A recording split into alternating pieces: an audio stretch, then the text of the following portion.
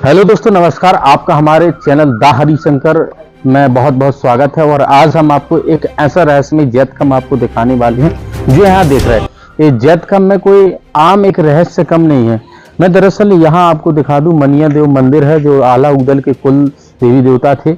यहाँ पर वो पूजा पाठ किया करते। तो ये पुराना मंदिर है, यानी कि आज से 900 बरस हो चुके हैं। इस मंदिर में भी कुछ ऐसे राज छिपे हैं, रहस्य हैं। इस मंदिर के ऊपर आप एक कक्ष देख रहे होंगे, शायद यहाँ से आपको दिख रहा होगा।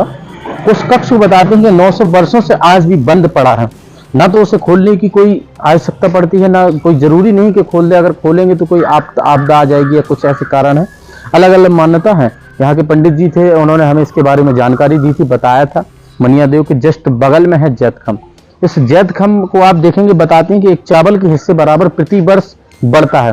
तो यह बात तो एक रहस्यमयी तो बात है ही कि ऐसा कैसा हो सकता है। और इस जैत खम्भ का लड़ाई से क्या संबंध है, क्योंकि एक आला उदल की जैत खम्भ की लड़ाई हुई थी। मैं दरअसल आज बता दूं, आज हूं मैं उत्तर प्रदेश के महोबा जिले में। एक स्थान है मनिया देव, यहाँ पर जो आला उदल की खास तौर पर नगरी है।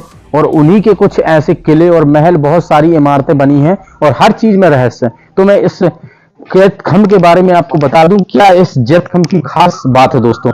मैक्सिमम अगर इसकी हम हाइट अगर नापेंगे तो 15 फुट से कम नहीं दोस्तों निकलेगी। अब जैत खम्भ कोई आम खंबा नहीं है। जैसे जैत खम्भ क्यों नाम दिए, ऐसे एक खंबा होता है उस प्रकार से। और एक शिला देखेंगे, ये बहुत बड़ी शिला है। यहां से आप अंदाजा लगा सकते हैं, इतनी बड़ी बड़ी शिलाएं ना तो मैंने आज तक कोई किले में लगी हुई देखी कि 15-15 फुट की, क्योंकि 7-8 हद से 10 फुट की शिला होती है, 12 फुट की, इससे लंबी नहीं। मगर ये इतनी बड़ी शिला कैसे हो गई, ये अद्भुत कर देती हैं हमें यहाँ की चीजें। तो यहाँ पे देख रहे हैं, ये सिर्फ उन्हीं के स्थान बने हैं। और यहाँ पे एक चीज मैं बता दूं, फिर इसका इतिहास भी मैं बता रहा हूं क्या है। तो यहाँ पे देखेंगे एक तालाब बना हुआ है जो आला उदल के पुराने जमाने का है, जो खकरा मठ और यहीं पर मदन सागर के नाम से है। और तालाब के जस्ट बगल में ये आप पहाड़ी देख रहे हैं, क्योंकि इस पहाड़ी पर ही आला उदल के किले और महल, तमाम ऐसी इमारतें यहाँ पर थी दोस्तों। उन इमारतों में ही रहा करते थे। मगर आज समय के साथ सब कुछ ध्वस्त हो चुका है। वहां पर थोड़ी बहुत दीवारें ही हमें देखने को मिलती हैं आला उदल की। तो आला उदल के एक चर्चे भी हैं और लड़ाई के खास तौर में आला गाया जाता है। कहा जाता है कि बड़े लड़ैया महुए वाले जिनकी मार सही न जाए, एक हमारे दुई मर जावे, तीजा खौफ खाए डर जा, मरे के नीचे जिंदा लोग ऊपर लोथ लही लटकाए। ऐसे दो वीर योद्धा रहे आला और उदल, दोनों भाई थे। आला उदल की कहानियां बहुत हैं। जब एक बार क्या होता है कि महोबा में वैसे ही पता है कि पारस पत्थर था और यहाँ के राजा परमार थे, वैसे ही बुंदेलखंड की राजधानी कहा जाता था महोबा को खास तौर पर। यह महोबा एक फल फूल रहा था, बहुत संपन्न था और बहुत धनी भी था, क्योंकि एक पारस पत्थर एक ऐसा पत्थर था जिसे बताते हैं कि लोहे की धातु में टच करते ही जैसे कोई मणि होती है ना, तो उसे सोने में तब्दील कर देता था। तो इस धनी के कारण जो आसपास के राजा थे, पृथ्वीराज चौहान थे, तो सभी की नजर महोबा पे थी। तो क्या होता है कि अब वो चाल चलते हैं कि क्यों ना महोबा से युद्ध किया जाए और मणि छीनी जाए और ऐसे महोबा को अपने कब्जे में ले लिया जाए।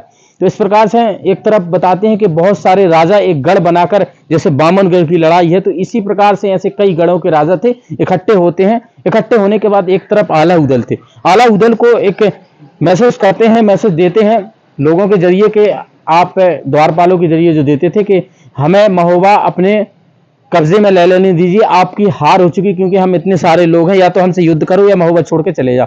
तब आला उदल सोचते हैं कि अब क्या किया जाए। तब इनके राजा के साथ एक मीटिंग होती है। मीटिंग के बाद फिर यहाँ पर मनिया देव देख सकते हैं, मनिया देव जिनके कुल देवता देवी देवता है, उस समय बताते हैं कि बात किया करते थे। तो जैसे भी हो, तो होने के बाद फिर यहाँ पर एक जैत खम्भ की लड़ाई बहुत प्रसिद्ध है आला उदल के जमाने में। तो फिर इस जैत खम्भ का निर्माण किया जाता है। अब ये जैत खम्भ कैसे बना होगा, ये भी अद्भुत कर देती हैं चीजें। और आज बताते हैं कि एक चावल के हिस्से बराबर बराबर बढ़ता है। तो यानी कि आप देख सकते हैं 100 साल हुए, 100 चावल का आप लगा लीजिए कितना होना चाहिए। धीरे धीरे इस प्रकार से 900 बरस हो चुके हैं इसको, इस प्रकार से। क्योंकि उस समय हमें पता है कि आज से 900 बरस हम बात कर, पहले की अगर बात करें तो लोग कितनी हाइट होगी उनकी मैक्सिमम, आपको तो अंदाजा लगाइए।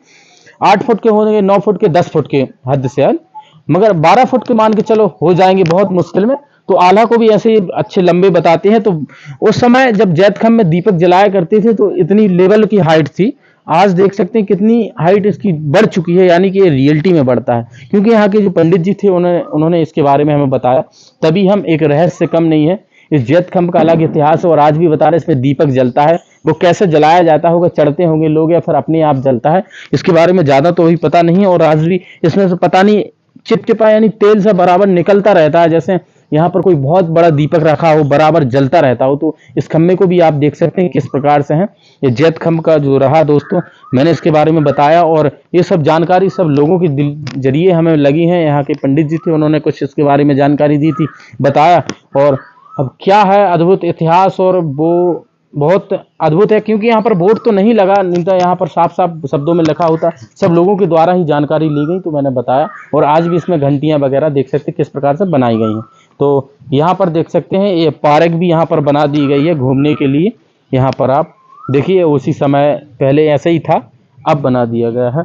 और दोस्तों देख सकते हैं मैंने हिस्टोरिकल प्लेस आपको दिखाया, जो ऐतिहासिक धरोहर हैं हमारे आल्हा उदल की महोबा की, तो मैंने दिखा दिया। मंदिर भी है और मंदिर में भी कुछ रहस्य छिपे हुए हैं। उस मंदिर में बहुत दूर दूर से लोग दर्शन करने के लिए भी आते हैं। तो देखिए यह रहा यहाँ का। तो बहुत बहुत धन्यवाद दोस्तों वीडियो देखने के लिए।